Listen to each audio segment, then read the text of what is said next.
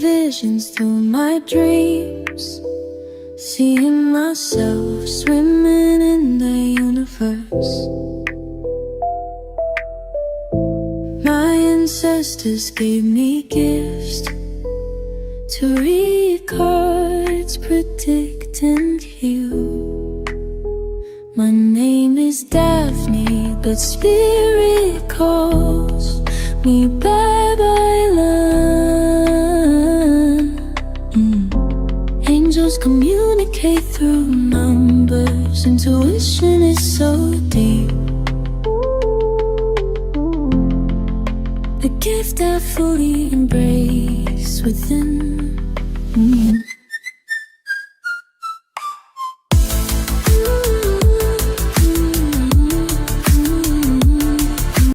Hi everyone! Welcome po sa inyong almost personal readings. Ayan, so another day, another chismisan. No, tignan natin kung ano nangyayari sa'yo, sa kanya, sa paligid. I want you to know that this is a general reading. So you may resonate with the entire reading or you may resonate with some bits and pieces of the reading. Take what's only yours. And I also want you to know that this is a timeless reading. Kung kailan nyo po ito mapanood, the message is meant to find you. So, pagod na tayo. We're parang dinadrag na lang natin yung sarili natin sa isang bagay. It could be relationship.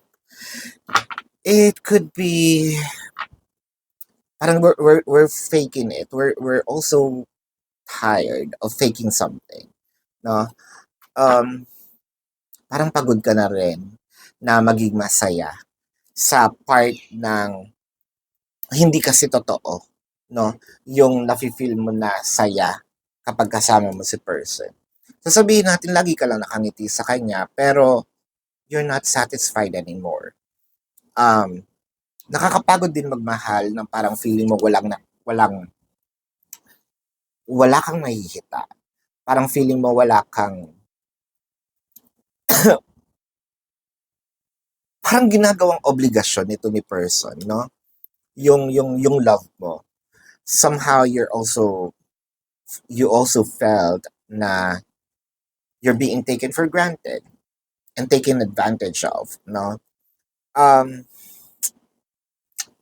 Pwedeng kahit thank you, hindi mo ma-feel, no? Kahit man lang yung word na kumain ka na ba. I don't know is ano nakakakilig doon. Pero madaming tao nung kinikilig, kumain ka na ba? So which means that someone cares. Siguro, yun. With the magician, wow, parang sinabi mo dito, this is not what I signed up for. No. Ang taas kasi ng expectations mo when it comes to dito sa relation. Ay, hindi ko sinasabing masama yan. No. Of course, no, kapag kunyari wala kang karelasyon, syempre nagde-daydream tayo, no? Sinasabi natin, ako kapag nagkaroon ako ng karelasyon, ito ang gusto kong mangyari, ito yung gusto kong meron tayong mga ideal person, no? Gusto kong pumunta dito kasama si magiging future jowa ko, ganyan, bla bla, yada yada. So, eto na nga. Dumating si person. So, parang eto na yung sinasabi mo, eto yung katuparan, no, ng ito yung katuparan ng mga dinidream ko lang dati. So, bakit hindi ko gawin? Meron naman na akong jowa. So, parang feeling mo, capable naman, no? Pwede naman. Kaso, kahit may jowa ka, parang hindi mangyari. So, at nakikipambuno ako sa unan with the Knight of Wands. So, parang sinasabi natin dito,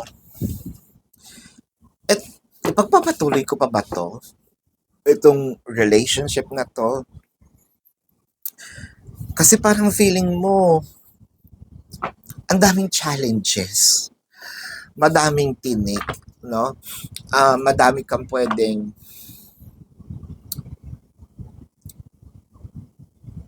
parang pinapahirapan ka. That's it, no?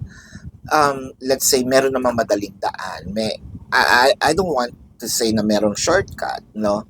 Sabihin natin may tamang daan. Yun. Shortcut kasi hindi rin ako naniniwala sa mga shortcut na yan eh. Ah, yung minamadali. Let's say may tamang daan, doon dapat dumaan. Kaso, parang nire-reroute ni person para tumagal. So, yun yung nakakainis eh. Or ng ibang tao. With the 8 of Cups, so medyo matagal-tagal na itong plano. No? Matagal-tagal mo na rin kakilala itong si person. Pero hindi mangyari-yari yung it could be yung gusto mo, it could be yung pinapangarap mong puntahan, laging oo, oo. It could be pinapangarap mong experience no with your person. It could be cohabitation, proposal, marriage. So parang feeling mo ano naka-stuck lang tayo sa ganito, no? Or baka kasi wala pang label, no? Ang tagal-tagal na nating walang label. Ano ba? Yun na lang yung kulang eh, no? Yung salitang tayo, no? Bakit hindi mo masabi, nakakatakot ba yon yung salitang tayo, no? Um, with the 8 of Cups, mahal mo na rin si person, pero with the 8 of Cups kasi, ano, masakit siya sa puson, no? I can almost feel it, touch it, smell it, you know, pero hindi ko mahawakan. Para siyang hologram. Nakikita ko, yes, pero hindi ko mahawakan with the King of Cups. Bakit kasi ayaw mong sabihin with the King of Cups? Actually, meron naman siyang nararamdaman.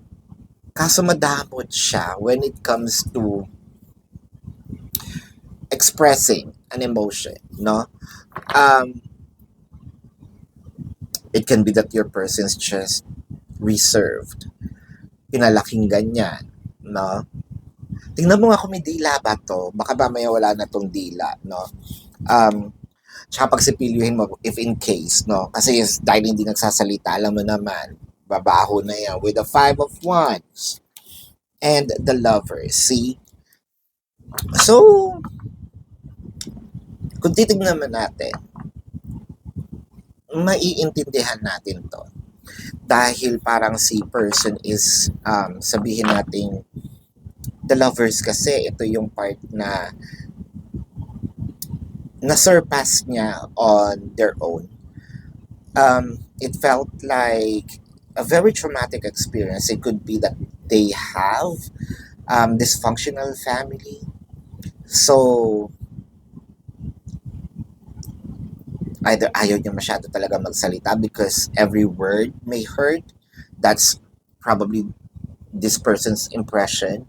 So, siguro sa family nila, kapag nagsalita yung isa, nga masamain nung isa, no?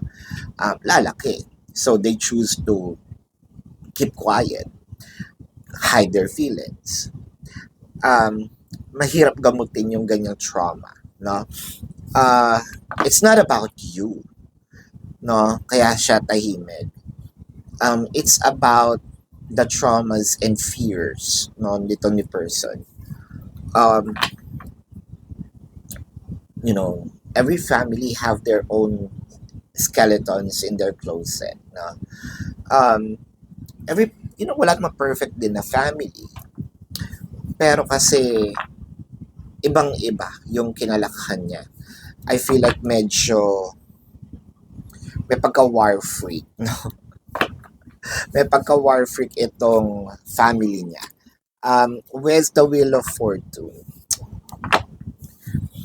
Actually, kung matututunan lang ni person, i-express yung emotion niya, madami kang madidiscover. It could be their new hobbies, their dreams and aspirations in life, what they want to do, no, in the future, apart from how they feel about you, how they see you 5 years from now, 10 years from now, how they see you lifetime, no? Habang humihinga kayo, no?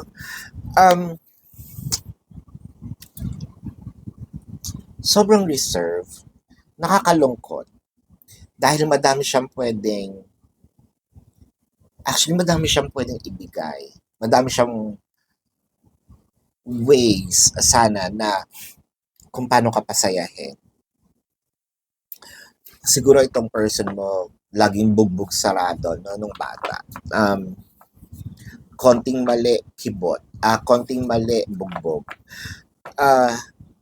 Fortunate na lang, no, na hindi siya lumaking barumbado. Well, siguro nagkaroon din siya ng mga ganong pace ng kanyang buhay. Pero at least, no, tumino.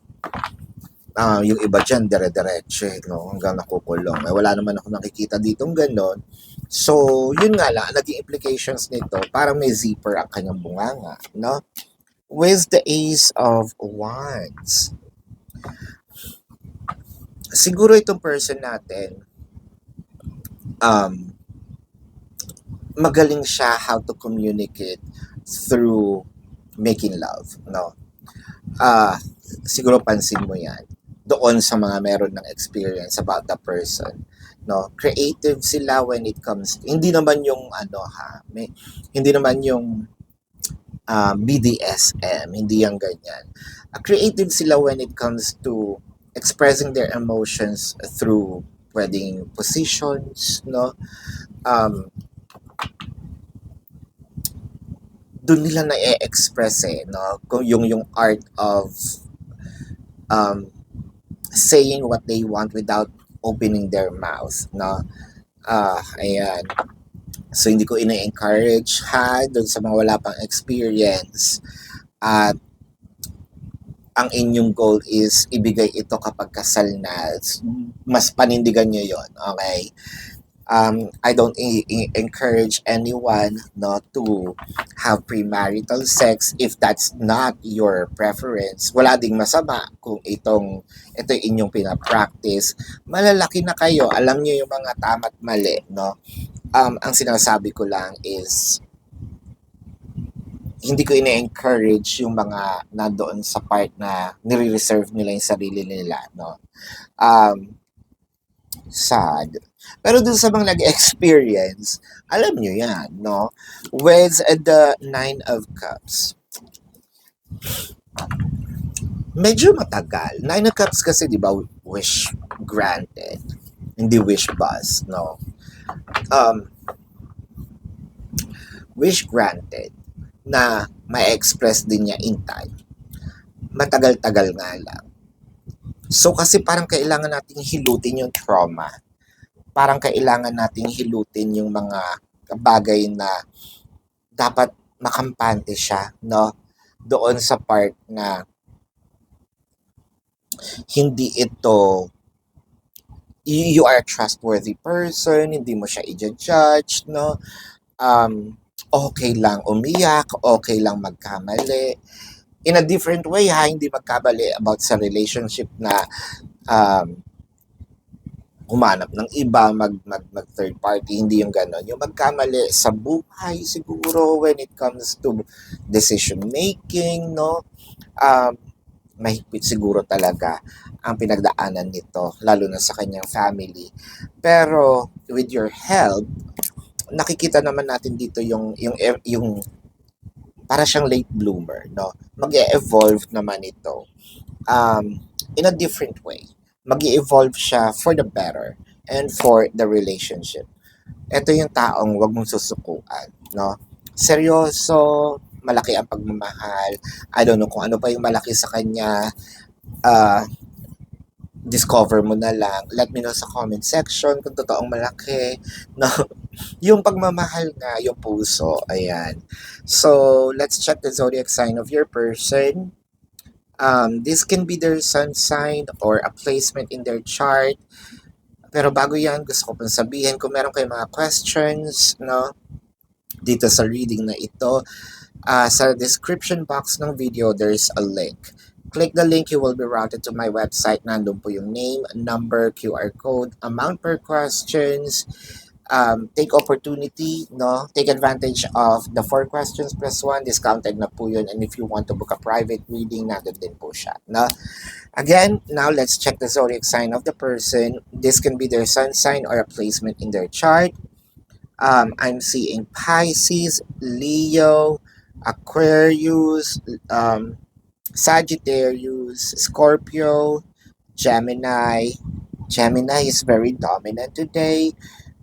Cancer, ayan, and Aries. So this is your reading. Maraming salamat. Love and light. Namaste. See you po sa susunod na readings. Goodbye. You want the best.